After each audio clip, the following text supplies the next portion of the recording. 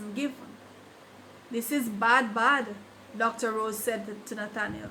She scolded him for not having known better to let a child linger at home with symptoms of acute appendicitis. This is negligence, Mr. Hector. Nothing but negligence. You, of all people, should know better. An appendectomy would have to be performed at once. Dr. Rose suspected that the appendix had already ruptured, and there was a strong chance that the infection had begun to spread within the locality of the intestines. A routine incision would be made in Tensy's abdomen, but she would be put on intravenous antibiotics before and after surgery to reduce the risk of infection. This is touch and go, Mr. Hector, Dr. Rose said. You should never have waited so long. I cannot give you any guarantee that she will pull through this, but of course, we will do our best. What exactly will you do? Nathaniel asked, as if he had never yet overheard doctors explaining to parents that an incision would be made in the right abdomen, and the appendix, which was a small organ that looked very much like a little finger and was attached to the large intestine, would be removed and the wound stitched. Normally, the child would remain in the hospital for 2 or 3 days on a course of antibiotic treatment. But as Tensy's appendix had actually ruptured, she would require a longer stay with more vigilant after-surgery monitoring. Will it make her retarded? Nathaniel asked, almost impulsively, but then he regretted asking it, and the doctor regretted hearing it. Nathaniel helped to wheel Tensy down on the stretcher, though he was not on duty. The trip down from the ward to the theater had never before seemed so long. Before the anesthetic was administered to Tensy, the doctor asked Nathaniel if he wanted to kiss and hug her. This was a kind of standard procedure, in an informal way. It was a practice that had become popular in the operating theater. It was the attendant's way of saying, "Sir, ma'am, you might not be seeing this child alive again. So this might be a good time to hug and kiss her and whisper a little something in her ear, just in case."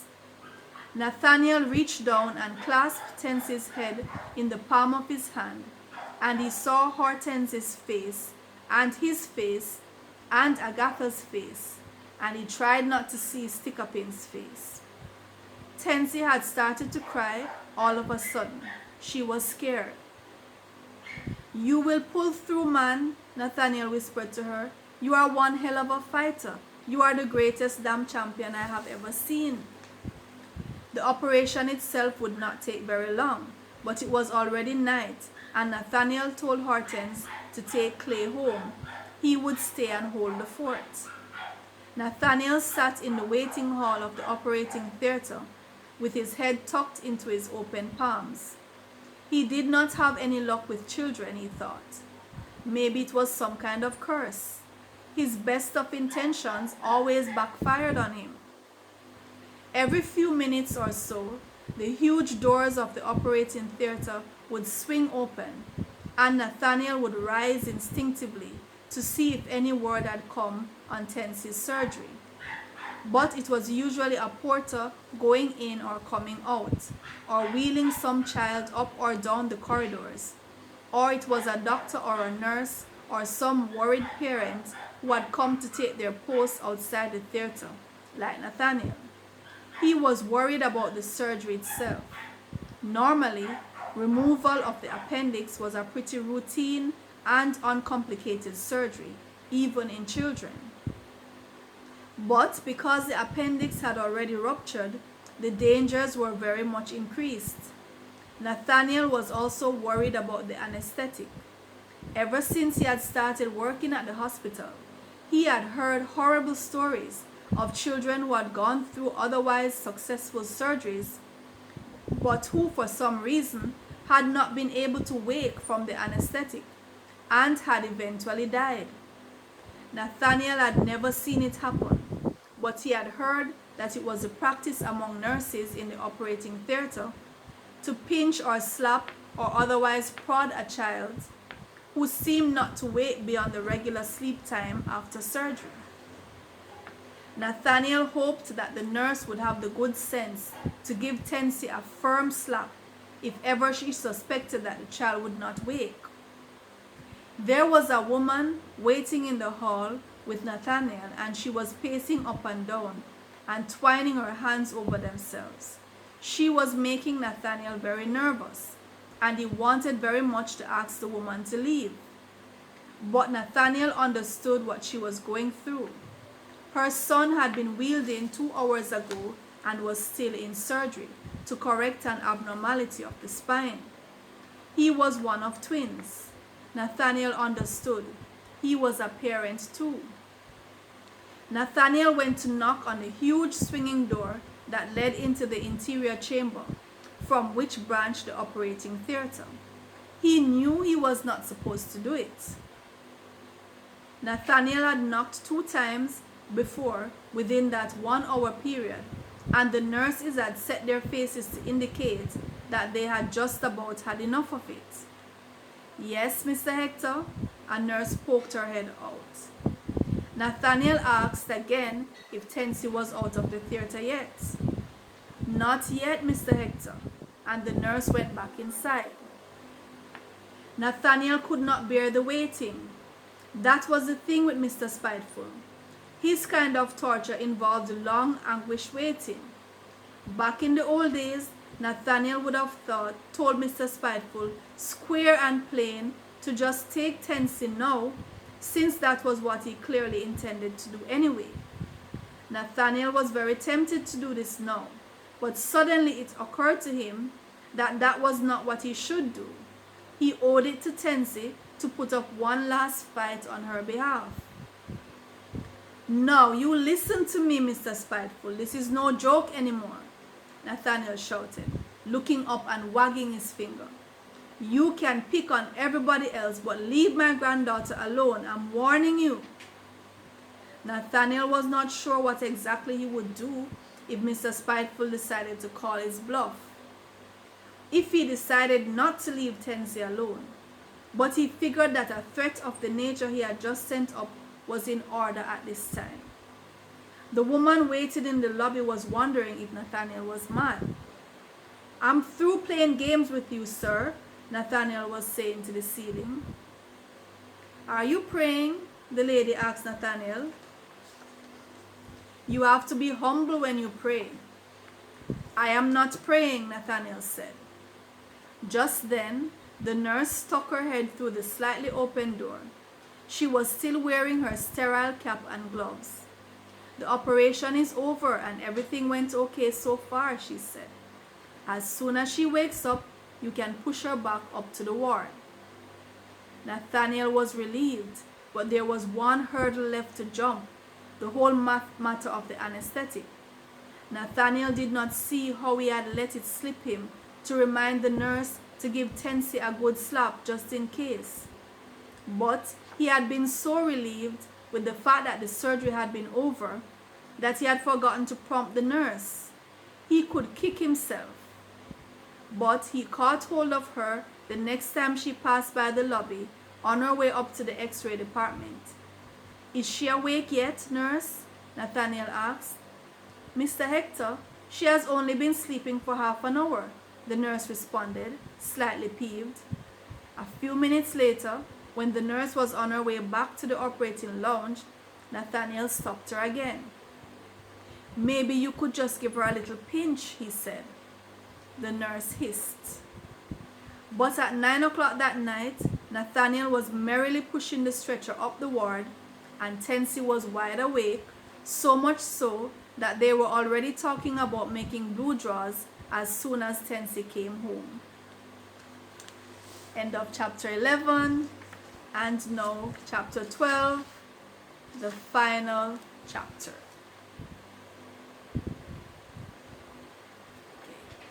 Chapter 12. Nathaniel went to visit Clarence, who had booked a one-way flight to Shut-Eye Country but had cancelled at the last minute. "Life is too sweet," Clarence said. "I'm not ready yet." He had suffered a stroke and had spent some time in hospital, but he was fine and dandy today. Nathaniel was reflective. He was happy for Clarence, but his mind was far away. He was thinking about Juju, as he had been doing for days. "I had the best of hopes for him, and he died. And I had the worst of hopes for her, and she survived," he said to Clarence. "What is the lesson in that? What do you figure Mr. Spiteful is up to?" Clarence said that there was no telling. "The man works in mysterious ways, and he's moody on top of it," Clarence answered in deep reflection. "Even the Bible says he's a man of vengeance." "But what have I ever done to him?" Nathaniel asked. "What was he taking his vengeance out on me for?" Clarence suggested that maybe Mr. Spiteful was all stressed out and delirious, what with having the whole big universe to run, and with everything happening all at once, and everybody wanting to have their own way, and nobody wanting to wait their turn. "It's enough to make a man swallow his mouthwash," Clarence said, as if Mr. Spiteful needed mouthwash. "It's just like having a whole bunch of children. Some are good and some are not so good. Some always behave and some never behave. And sometimes the bad behaving ones get on top of your nerves and stress you out so much that you unleash your wrath, and even the good ones get caught in the crossfire. I suppose it's the same sort of thing, just on a bigger scale. If I had known that he wanted her to live all along, I would have seen to it that she lived a happy life. But I kept thinking she was going to die," Nathaniel lamented. "All the man had to do was tell me that the child was slated to live." "You took it upon yourself that she was going to die," Clarence recalled, wanting his friend to get the facts straight. Nathaniel said that yes, that may have been so, but all Mr. Spiteful had to do was to step in and correct him, just to show him some sign, give him some reason to believe that he had been wrong, to give up hope, but he didn't. "She kept on breathing, that was a sign enough," Clarence said wisely. At last it occurred to Nathaniel that with a world so big and full of people, Mr. Spiteful had his hands full balancing equations. Everybody was busy adding this and subtracting that, and multiplying here and dividing there, according to their various individual intentions, without giving hardly any thought to the overall balance of sums. And Mr. Spiteful was the great chartered accountant, always having to step in and cross out this and stick in that, so that the world could keep spinning. Nathaniel imagined that it must indeed be a very stressful job, even for a god, and the odd discrepancy could not be avoided. Some innocent ones were bound to be sacrificed in the grand shuffling and reshuffling to maintain cosmic order. Maybe Juju's death had been one such discrepancy.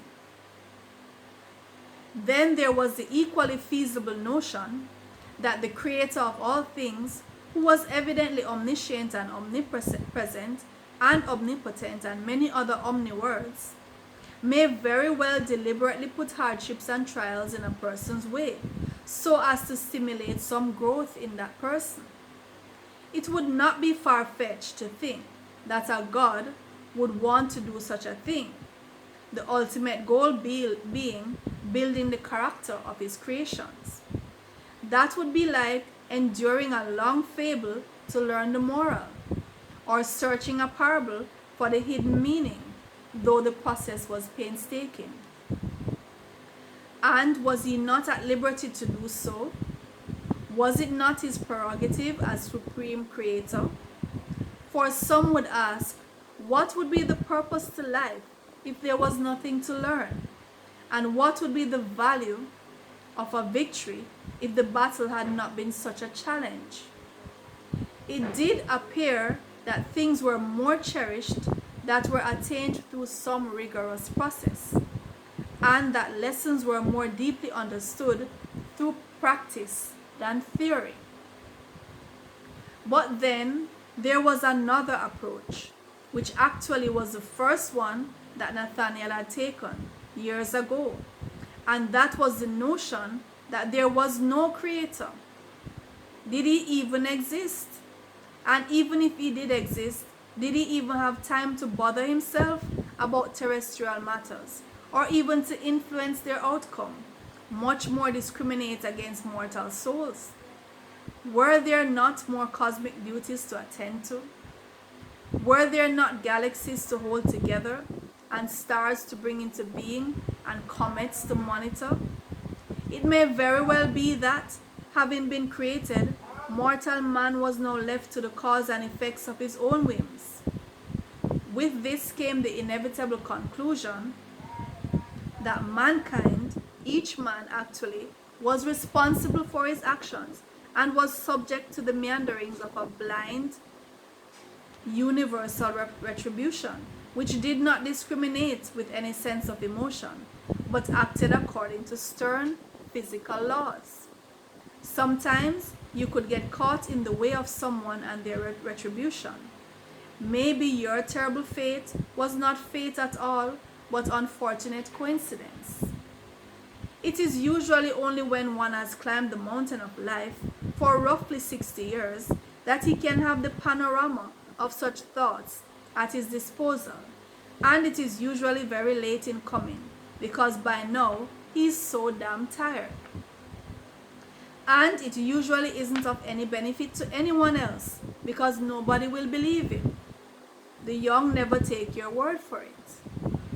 Nathaniel and Clarence decided to go for a walk to stretch their legs.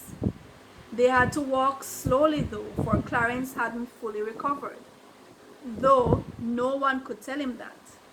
A walk through Cassava Peace was not the same now as when Nathaniel had first arrived. The place had changed, though certain things had remained intact. Not only had the community expanded, but it had also fallen victim to the technology fever that was sweeping the country. Almost every house was now full to the brim with high-tech equipment, appliances and utilities that had formerly been considered too expensive, too hoity-toity, or had too many traditional alternatives for Cassava Peace residents to bother themselves over. More people now had electricity and water meters and indoor plumbing, but in spite of the expansion, the inflow of additional people made the place now more cramped than ever. It was afternoon and it was April, so a clean, fresh breeze was stirring, and by their poise and countenance, everyone would think that the two men were landed gentry, off for a stroll in the countryside. But even that small breeze was enough to carry the weighted words of bickering, the loud flares of the jukeboxes, and the heavy, overwhelming smell of ganja. The arguments spilled out into the narrow streets, lanes really, and sometimes the people themselves spilled out, threatening each other with knives, ice picks, and broken bottles, some of them with clothes ripped off, some tearing the clothes off themselves and baring breasts, buttocks, and legs, and beating their chests as a challenge to their adversary. This was no place for a countryman to raise his family. This was no place for grandchildren to grow. It suddenly occurred to Nathaniel that all this made him sick, had sickened him the day he came, and had continued to sicken him. But he had become numb and had developed a kind of immunity. But now the shell into which he had retreated had been abandoned. He had abandoned it, and in doing so, he had exposed himself and was more sensitive. So he saw that he could not live here, should not and would not. When Nathaniel went home, he went to Hortense.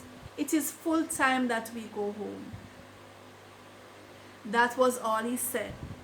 He did not know just how soon they would leave because the lease on the house and land given to the lady was not up, and she was at least entitled to some notice. He did not know if his children would go home with him or would decide to stay. They were all grown and could make their own decisions. He was not even sure if Hortense herself wanted to go home anymore after so long, but he hoped she did. Without her, it would not make any sense. "I have been away from that land for almost 30 years, Nathaniel said to Hortense in a very regretful tone. 30 years. Think of all the harvests I have missed. Think of all the mouths my labor could have fed." It had been a very long time since the family had gathered together in one room like this. Nathaniel wanted to know who would go with him and Hortense back to Walker's Wood. They would leave in 4, maybe 5 months. They would have to extend on the house eventually, but they could huddle together in the 2 large bedrooms for the time being. They could even partition off a section of the long hall and use it as a temporary bedroom. They would live off the land mainly, but that wouldn't stop anybody from seeking employment elsewhere if that was what they wanted. There were plenty of jobs in Ocho Rios or Monique, even in Walker's Wood itself, Bruce had sent to say in one of his letters. "Town is too much a part of me now," Hilda said. "It doesn't spell sense for me to go back to country. I have my job here, and all my friends are here," Galvani said, filing her nails. "I don't want to leave. Country life is not my life anyway. I'll visit sometimes." "I don't mind going. I'll take Tensi and Clay," Agatha said. Community members had reported 4 sightings of Sikapin at several points within the corporate area in recent months, but Agatha herself had never seen him. "What about Tensi going to school?" Hilda asked, suddenly alarmed. "She just started this school on her scholarship. How is that going to work out?" "She can transfer to another school," offered Agatha. "In June, her first year of high school will end. She can start second form at another school. They must be able to work something out as far as the scholarship goes." Tensi was really happy at the thought of going to live in that place that her grandfather had been telling her about. She was looking forward to country life, and she wanted to see if the cows were really as arrogant as Nathaniel had said, and if the hills were really so green. Turnip said that he was not sure, and he left it at that. He left quickly after that, but late in the night when he returned from his gambling, Nathaniel went over to him. Nathaniel had set up waiting for Turnip. It was 11 at night, and everybody else in the house was sleeping. It should have seemed strange to Nathaniel, but it did not seem strange that this was the first time he had made an effort to sit down with his son and talk about something, anything. Nathaniel had always avoided these kinds of encounters with his children. He had never reached out to Agatha during or after her pregnancy, though he had prompted Hortense to counsel the girl and had given money to help out with the baby and the wedding. Nathaniel had never offered advice, though he had longed to give it, to either Agatha or Galvani or Turnip. He had pretty much allowed them to do as they wanted, because he did not have the confidence that he could guide them along the path that was any safer than the ones they had chosen for themselves. He was sure the big man upstairs would unleash the worst case scenario on the children just to spite him. Turnip was now in his late 20s, unemployed, with too many girlfriends but no wife or children. Thankfully, no responsibilities because he could not afford or emotionally sustain them. He had grown a moustache and a beard, an attempt to grasp at manhood, but these may have been temporary, because Turnip went through these sorts of things. He was game to almost any fad and would just as easily dye his hair green or shave his scalp shiny clean. But technically, he was a grown man. "What do you want in life?" Nathaniel asked his son. "What is it that you think you were cut out to do?" This was very awkward for both of them. Plus, Turnip had expected to sneak in and raid the fridge and go straight to bed, for he was tired. He said he was not sure what exactly he wanted to do in life. "When I was your age, I was already a farmer, and I was sure that was what I wanted to do for the rest of my life," Nathaniel said. "I had a vision that I would have many, many children, and they would all come to till the soil like me. That was my dream." Turnip was bored. He wanted to go to bed. "Did you know you had a brother?" Nathaniel asked. This frightened Turnip and perked him up right proper. No one had ever made mention of a brother. "What do you mean, a brother?" he muttered. Nathaniel finally summoned the courage to tell Turnip about Juju, the young farmer who had plucked up carrot tops for weeds, and who had had the tenderness of heart to take 2 green bananas for an elderly neighbor. 2 very well-chosen bananas. "When Juju died, I could not make any sense of it, and I did not want to farm anymore. For 30 years, I could not bring myself to put even 1 seed into the ground, much more water it. But now I feel I could plant something, many things. I am old and weak and have wasted many years. I can't push a wheelbarrow too well again, and I don't think I could climb those hills that way I used to. But I want to plant again. Do you think you could ever take a liking to farming? Would you try your hand at it?" Turnip was not sure. He was a gambler. That was what he knew and loved. He lost heavily sometimes, but he was still good at it. He did not see himself pushing wheelbarrows uphill or loading coconuts into trucks or pulling up weeds or any of that stuff. The only weed he would pull up was ganja, and only through a spliff. Turnip had not pushed a wheelbarrow in his life. He was sure he would get blisters and calluses if he pushed wheelbarrows. "The land would toughen you up in no time," Nathaniel said. "You are tall and strong, like I was." Turnip wasn't even sure if there were any sexy girls in the country. He had never left Kingston except once when he went to a dancehall session in St. Mary.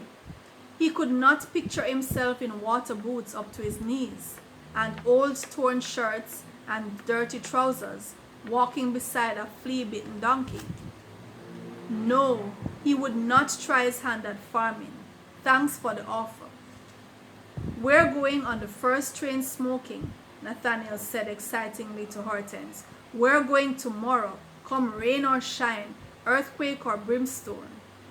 We can take the smaller bags and send for the other stuff later." Hortense was raring to go.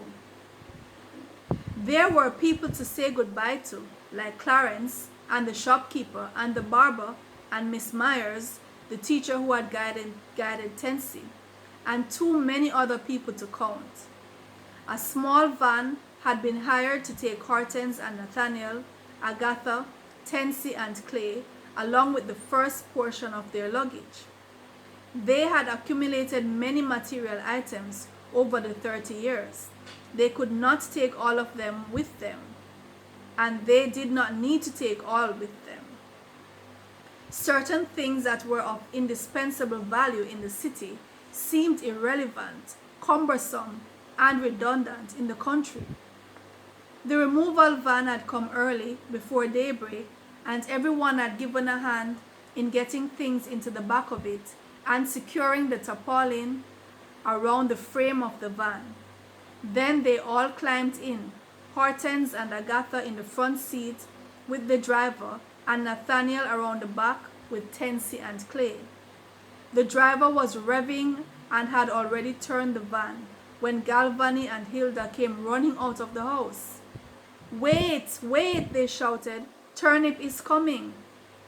And in a flash, like he was bent on catching the last train to heaven, Turnip came darting out with 2 bags that had been hurriedly packed and hopped